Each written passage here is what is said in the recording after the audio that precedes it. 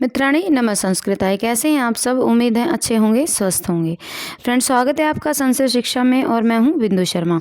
हम करेंगे बहुविकल्पीय प्रश्नोत्तरी। आप इसको एक पेपर की तरह ही लीजिएगा। आज हम 50 प्रश्न करेंगे इसके। तो यदि कक्षा अच्छी लगे तो लाइक कीजिए, शेयर कीजिए, कमेंट कीजिए और चैनल पर नए हैं तो चैनल को सब्सक्राइब भी कीजिए। फ्रेंड्स, डिस्क्रिप्शन बॉक्स में टेलीग्राम का लिंक है, यदि आप चाहें तो वो भी ज्वाइन वहाँ से कर सकते हैं। आइए देखते हैं आज का अपना पहला प्रश्न। निम्न में से कौन सा अशुद्ध है? 63, 32, द्विचत्वारिंशत् या 38। तो कौन सा अशुद्ध है इनमें से? 63, 32, द्विचत्वारिंशत् ठीक है, लेकिन ये 38 आएगा यहाँ पर। प्रश्न नंबर 2, 5 से लेकर 10 तक की संख्याएं तीनों वचनों में होती हैं, तीनों लिंगों और तीनों वचनों में अलग अलग होती हैं। सी, तीनों लिंगों और एक वचन में होती हैं। या डी, तीनों लिंगों में समान और बहुवचन में होती हैं। तो इसका उत्तर क्या होगा? जो 5 से 10 तक की संख्याएं हैं वो क्या होती हैं? तीनों लिंगों में समान होती हैं और किस में होती हैं? बहुवचन में। प्रश्न नंबर 3, वारी शब्द का मूल प्रातिपदिक रूप है। वारिन, वारिण, वारी या उपर्युक्त में से कोई नहीं। तो उत्तर क्या होगा इसका? उत्तर होगा इसका वारी। आगे, पति शब्द सप्तमी विभक्ति एक वचन में क्या रूप बनेगा? पतौ, पत्यौ, पते या पत्याम। तो क्या बनेगा? ये बनेगा पत्यौ। आगे देखते हैं। दधी षष्ठी विभक्ति बहुवचन का रूप है। दधीनाम, दधीनाम, दधनाम या ददनाम। तो इसका उत्तर क्या होगा? इसका उत्तर होगा डी, ददनाम। आगे, रम्यांतर कमलिनी हरितई सरोभी में छंद कौन सा है? मालिनी, हरिणी, वसंत तिलका या वंशस्थ। तो कौन सा है? ये आएगा उक्ता वसंत तिलका तब जा जगौगा। तो कौन सा आएगा? रम्यांतर कमलिनी हरितई सरोभी। तो क्या आएगा इसमें? वसंत तिलका। आगे, तकत्वतु का प्रयोग होता है कर्तृवाच्य में, कर्मवाच्य में, भाववाच्य में या कर्म कर्तृवाच्य में। तो इसका उत्तर क्या होगा? ये होगा तवतु का प्रयोग होता है कर्तृवाच्य में। ज्ञानम पद में है लिंगाधिक्य में प्रथमा, अनियत लिंग में प्रथमा, अलिंग में प्रथमा या नियत लिंग में प्रथमा।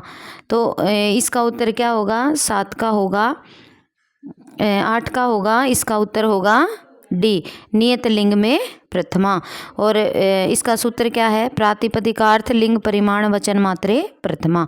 और नियत लिंग में क्या आएगा? कृष्ण, श्री और जानम। तो ये तीनों किसके उदाहरण हैं? ये हैं नियत लिंग के।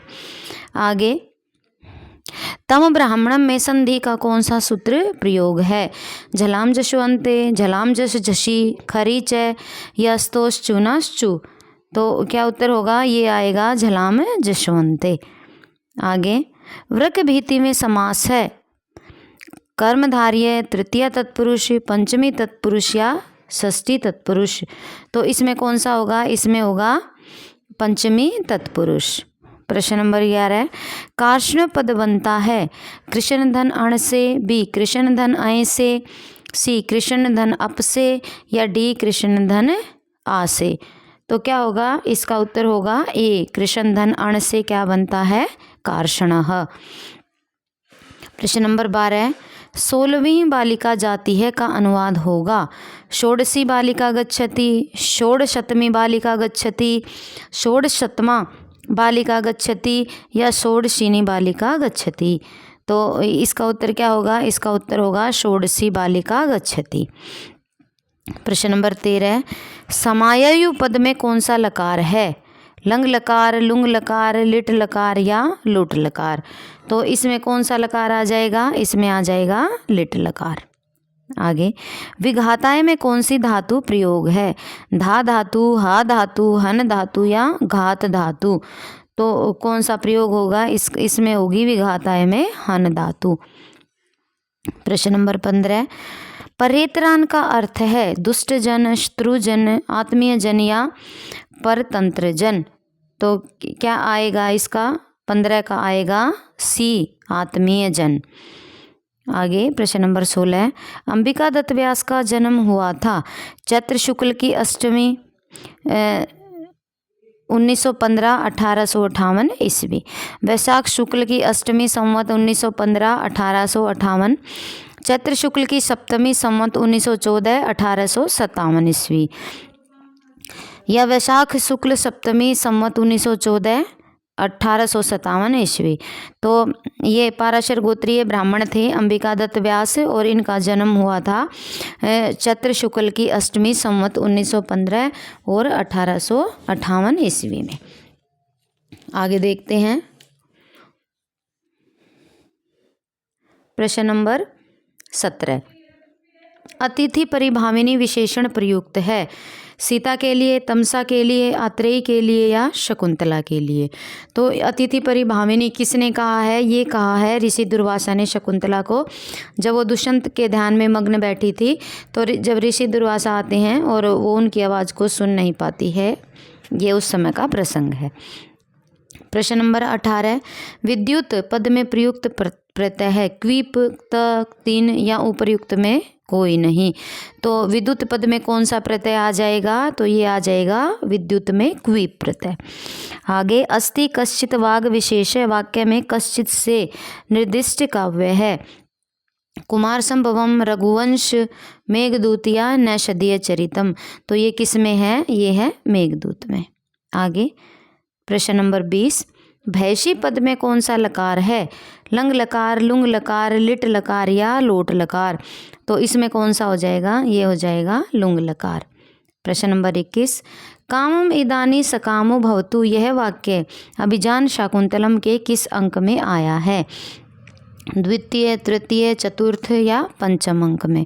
तो ये कब आया है? ये आया है चतुर्थ अंक में। प्रश्न नंबर 22, गुणवते कन्या प्रतिपादनिया, यह कथन किसका है? कण्व, शारंग्रव, प्रियंवदा या अनसुईया का। तो ये कौन कहती है? गुणवते कन्या प्रतिपादनिया, ये अनसुईया कहती है।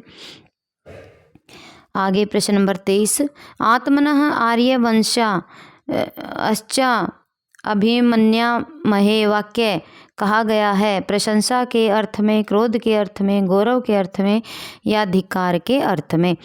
तो ये कहाँ कहा गया है? ये कहा गया है धिक्कार के अर्थ में।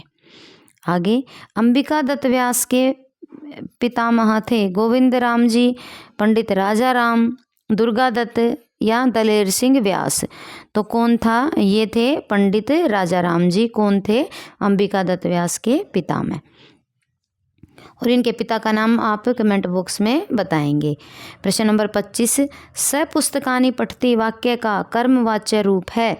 स पुस्तकानि पठ्यते, बी तेन पुस्तकानि पठ्यते, सी तेन पुस्तकानि पठ्यते या डी तेन पुस्तके पठ्यते। तो क्या आएगा? तेन पुस्तकानि पठ्यते। आगे, त्वम जीवितम त्वम असि में हृदय द्वितीयम, यह वाक्य किसके लिए कहा गया है? राम, वासंती, तमसा या सीता के लिए। तो ये वाक्य राम बोलते हैं किसके लिए? सीता के लिए। क्या? तम जीवितम त्वम असि में हृदय द्वितीयम। आगे देखते हैं, अपि ग्रावारोदित्य पिदलति वज्रस्य हृदयम कथन है तमसा, राम, सीता या लक्ष्मण का। तो ये किसका कथन है? ये है प्रश्न नंबर 27 का उत्तर हो जाएगा डी। प्रश्न नंबर 28, पद वाक्य प्रमाणज्ञ में प्रयुक्त वाक्य से तात्पर्य है व्याकरण, मीमांसा, न्याय या प्रमाण। तो इसका उत्तर क्या हो जाएगा? प्रश्न नंबर 28 का उत्तर हो जाएगा बी, ये आएगा मीमांसा। पदवाक्य प्रमाणज्ञ। उत्तराम चरितम का वैशिष्ट्य नहीं है, यह रचना विदूषक रहित है, ये विदूषक रहित है, ठीक है। इसके प्रारंभ और अंत में वाणी की स्तुति की गई है, तो ये भी ठीक है। सप्तम अंक में गर्भांग की योजना है, तो ये भी ठीक है, सप्तम अंक में गर्भांग है। और तृतीय अंक में संकीर्ण विष्कंभक का प्रयोग है, ये गलत नहीं है, ये गलत है, ये उचित नहीं है। आगे प्रश्न नंबर 30, प्रवक्तुम इच्छन्ति मृषा हितैषिणा में हितैषिणा पद से निर्दिष्ट है किरात, युधिष्ठिर, वनेचर या अर्जुन। तो ये क्या कहता है? वनेचर किससे कहता है? ये युधिष्ठिर से। आगे प्रश्न नंबर 31, भवती हृदय दाही शल्य तुलो विपाक सुक्ति उद्धृत है किरात अर्जुनियम से, उत्तरामचरितम से, नीति शतकम से या शिवराज विजय से। तो ये कहाँ से ली गई है? ये ली गई है नीति शतकम से। प्रश्न नंबर 32, सहसा विदिति न क्रियाम विवेक वाक्य संबंध है माघ, बारहवीं, दंडी या कालिदास से। तो ये कहाँ पर आया है? ये आया है भारवी से। आगे देखते हैं। तो प्रश्न नंबर 32 का उत्तर क्या हो जाएगा?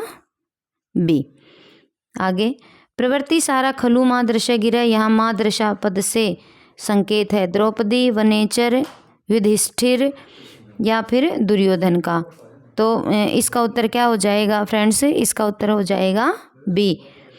प्रश्न नंबर 33 का उत्तर हो जाएगा बी, प्रवृत्ति सारा खलु मादृशा गिर। और मादृशा से यहाँ पर किसका बोध होता है? वनेचर का। आगे, अमुष्या पद का प्रातिपदिक रूप है अस्मद, अदस, इदम या एतद। तो इसका उत्तर क्या हो जाएगा? ये हो जाएगा अमुष्या पद का प्रातिपदिक क्या हो जाएगा? अदस। प्रश्न नंबर 35, दुह धातु के लट लकार उत्तम पुरुष एक वचन का रूप है दुहंती, धोक्षी, दोग्धी या द्रोही। तो ये क्या हो जाएगा? ये हो जाएगा द्रोही। प्रश्न नंबर 36, क्री धातु पढ़ी गई है स्वादिगण में, रुधादि में, क्रियादि में या चुरादिगण में। तो ये कहाँ पर है? ये है क्रियादिगण में। प्रश्न नंबर 37, क्रय धातु पढ़ी गई है स्वादिगण में, तनादिगण में, रुधादिगण में या दिवादिगण में। तो ये कहाँ पर ली गई है? क्रय धातु है तनादिगण में। प्रश्न नंबर 38, तमयरी का पद का क्या अर्थ है? नक्षत्र, अंधेरा, अंधकार को दूर करने वाला या रतौंदी से ग्रसित जन। तो इसका उत्तर क्या हो जाएगा? प्रश्न नंबर 38 का उत्तर हो जाएगा डी, रतौंदी से ग्रसित जन, जिसको रात में नहीं दिखता। आगे, तो प्रश्न नंबर 38 का उत्तर क्या हो जाएगा? इसका उत्तर हो जाएगा डी।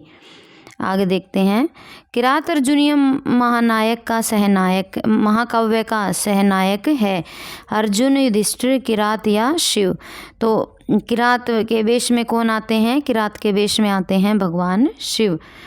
तो यही महाकाव्य का सहनायक है। नैषधीय चरितम महाकाव्य में किस रस की प्रधानता है?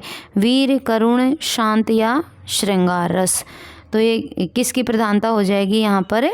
श्रृंगार रस की। आगे, राज्य विश्व विकारांत तंद्रा प्रदा राजलक्ष्मी कथन उद्धृत है किससे है? शिवराज विजय से, किरात अर्जुनियम से, शुकनाशो उपदेश से या नैषधीय चरितम से। तो जो राज्य विश्व विकार तंद्रा प्रदा राजलक्ष्मी, इसमें जो राजलक्ष्मी है उसके विषय में बताया गया है। तो इसमें जो 41 का उत्तर होगा सी। इसमें जो शुकनाश हैं वो उपदेश देते हैं चंद्रापीड़ को।